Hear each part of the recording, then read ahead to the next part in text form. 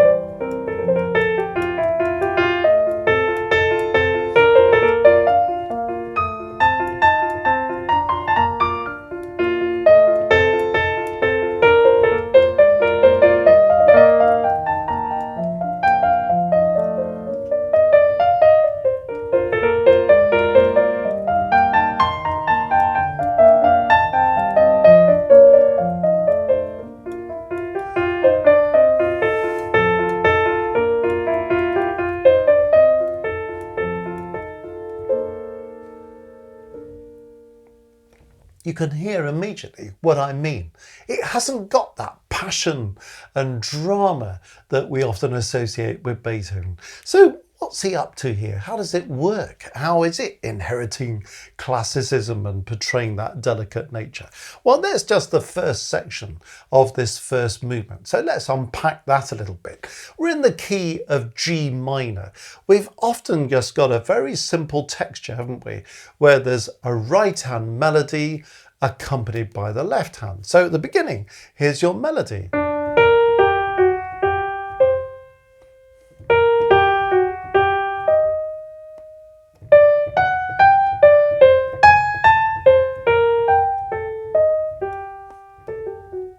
So there's the first statement. It's quite an interesting statement. You get 2 bars with the anacrusis, and then you get 2 bars without the anacrusis, interestingly, that uses the same set of notes but finishes higher. So you see what I mean by that? These 4 notes are used again there. This time we went to C, this time we go up a third to E flat. It gives you an idea, if you're a composer, about how to start with a very sort of simple melodic idea and allow it to develop very early on in your piece. So that's what he's doing. He's taking us on a journey. The same figure with anacrusis, used here without anacrusis, finishing on 1 note there, finishing on a higher note there. Then the second half of this initial statement has got a sort of contrasting idea. He's using these quavers, these 8th notes that he had here, but in a very different way, as kind of pairs. And you notice how he does this little bit of slurred work where we're kind of crossing the beats. He's going 1 and 2 and 1 and 2 and 1. So it's kind of slightly displacing things rhythmically, isn't it? But sort of using an appoggiatura figure like that, but in a funny place. Then having a move there, that's another pair of notes, but it's not an appoggiatura. Then 2 notes that feel like an appoggiatura again, and then 2 that don't. You also see how he uses this idea. You know, we've had this F sharp G that then gets presented upper note, G sharp A.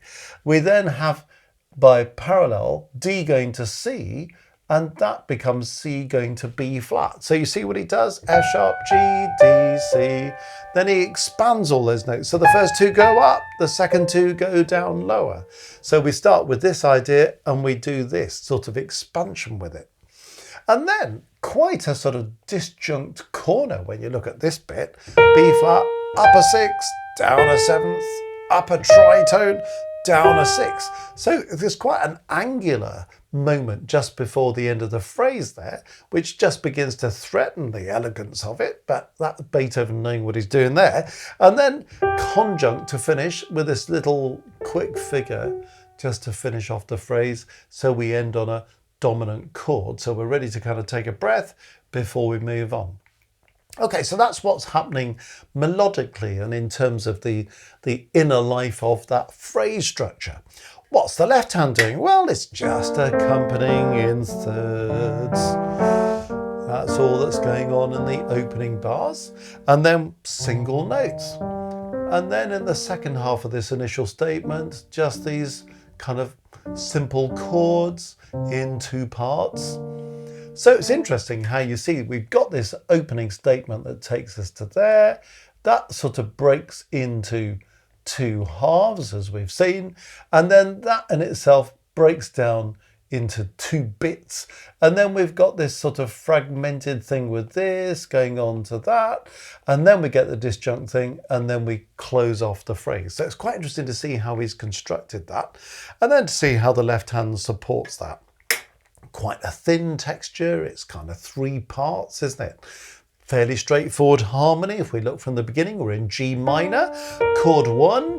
This is a kind of replacement passing 6/4, 7 in first inversion, going to 1 after 1 in first inversion. So 1 in first inversion, 7, then back to 1 in root position, replacement passing 6/4. Then in the next measure, the next bar, it's all 5/7.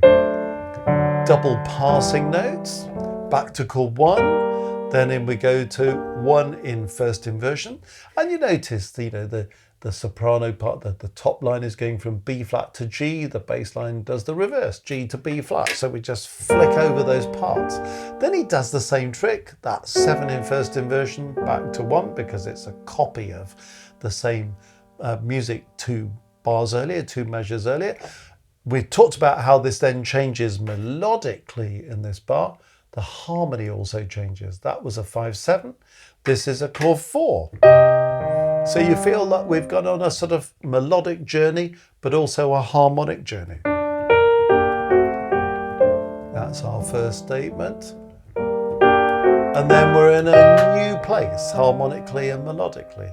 And then what does he do after that harmonically? Well, 1 in first inversion. We talked about the slurred pairings going across the beats. 1 to 5/7 in first inversion, another pair of notes, those sort of appoggiatura idea, then 5/7/1, then it's 2 in first inversion, and then the classic 6/4/5/3 cadence, chord 1 in second inversion, going on to chord 5. So there's no big surprises in the harmony there. It's really making use of primary chords, 1, 4 and 5. Very classical in design, isn't it? Okay, well, what does he do after this first statement? Well, looks like we're going to have a rerun of the opening. So that's exactly the same as the first 2 bars or the first 2 measures. This is the same as the third bar, the third measure. This is essentially the same. Just notice little differences when you compare that with this. That G has disappeared, hasn't it?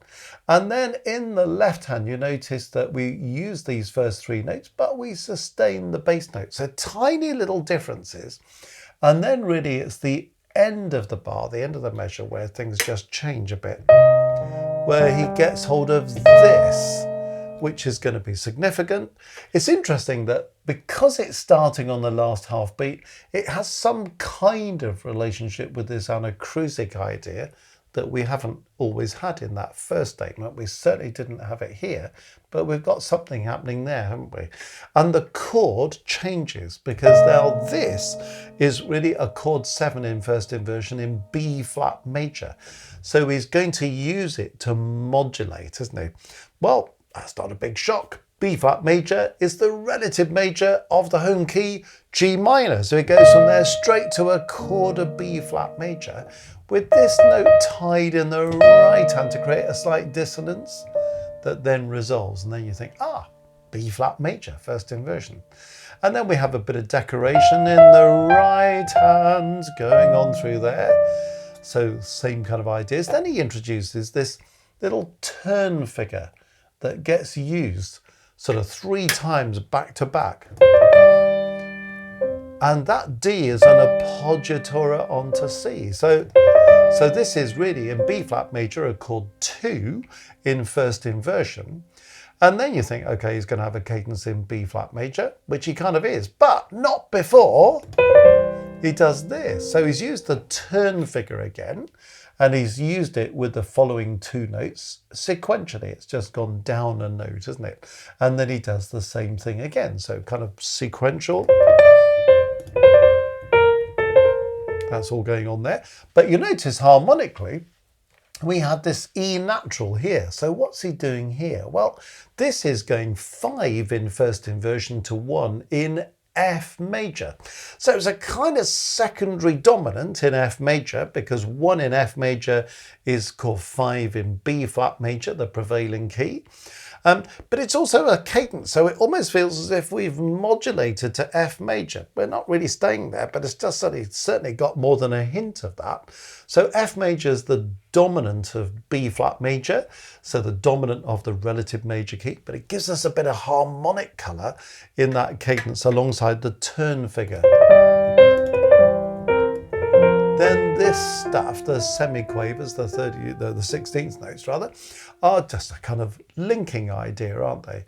And you've got sort of appoggiatura, harmony, accented passing note, harmony, chromatic lower auxiliary, harmony, upper auxiliary, harmony.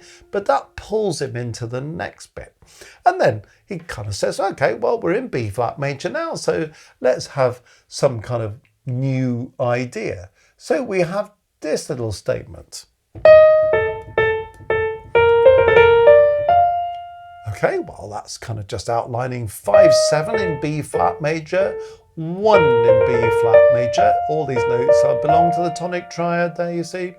And he's also incorporated the turn that he sort of introduced back here. So it's an interesting way just to link that up, isn't it? And then what does he do? He takes the right hand up an octave and does the same thing again. So that's all up in the sky, but then he comes back down again and does this thing again. So you think, oh gosh, he just keeps going round the same old thing, doesn't he? And he's going 5/7 1, 5/7 1, 5/7 1. And you think, oh, he's got stuck on a loop now. It's a temptation for any composer, isn't it, to get stuck on some kind of loop. But Beethoven knows that he can just kind of explore that and enjoy it in that rather delicate way. So you get up an octave, different kind of sound. Come down again. And then you think, oh, he's just going to copy the same thing again, isn't he?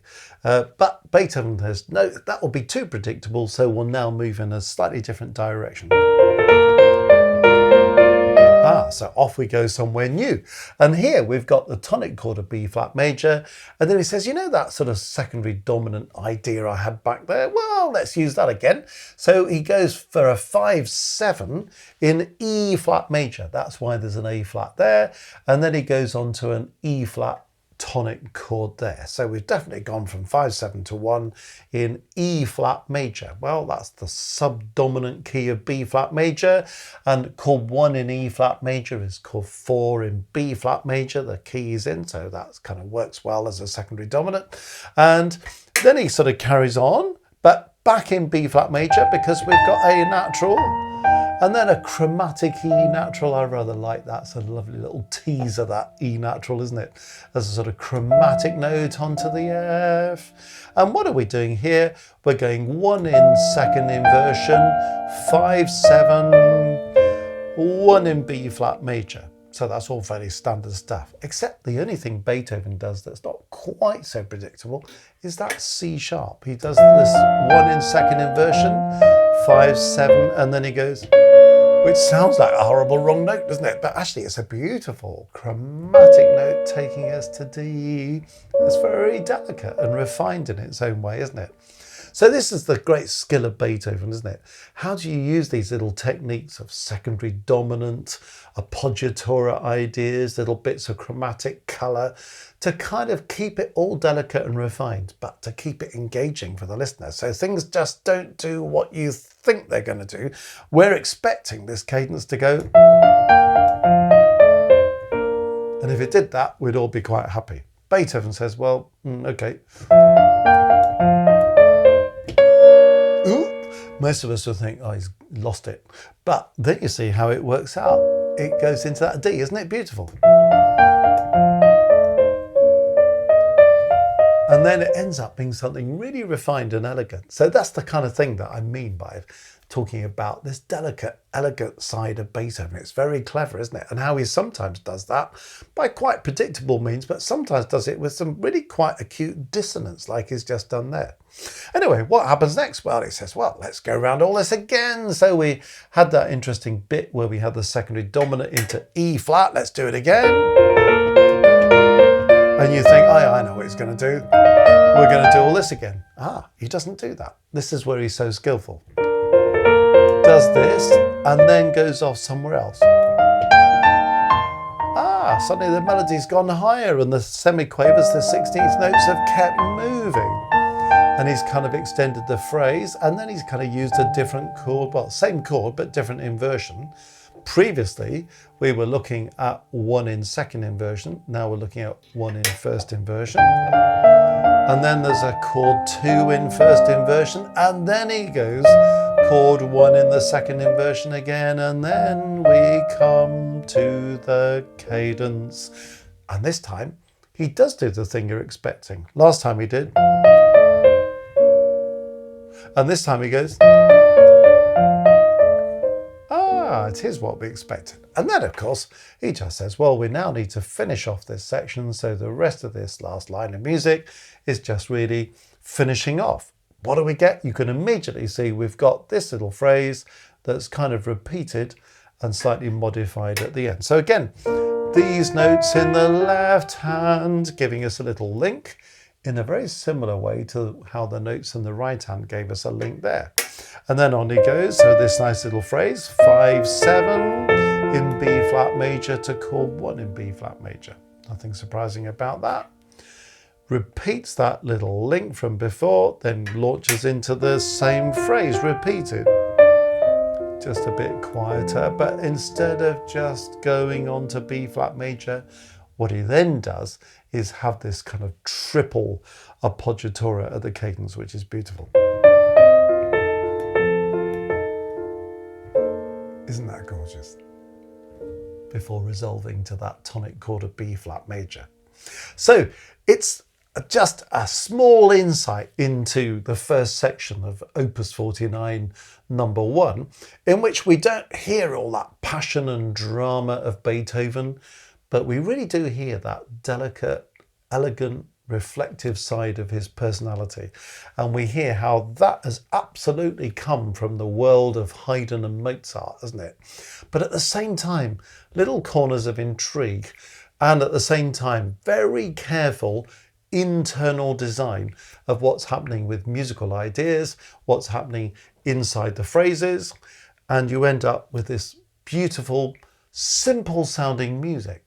Not necessarily simple to play, though it's certainly not one of Beethoven's hardest sonatas, but it's very clever, very well worked out, very refined music. So I hope that's been a helpful insight into that side of Beethoven's character. Well, if you've enjoyed this video and you really want to get into analysis a bit further, let me invite you to the Music Matters website, www.mmcourses.co.uk. Now, on the homepage, if you click on courses, you'll find that we've got courses on all sorts of musical topics, including musical analysis. If you go to the analysis part of this, you'll find a complete analysis of the Beethoven Patriotique Sonata, to which I referred at the beginning of this video. So if you're interested in the kind of exploration we've had in this video, you could go to that course and study all the movements of that sonata, learn about the background, really unpack what's happening melodically, rhythmically, harmonically, in terms of modulations, use of the texture, use of structure, and you'll find a lot of this elegance of Beethoven there, but you'll find this more passionate, dramatic side to his personality as well.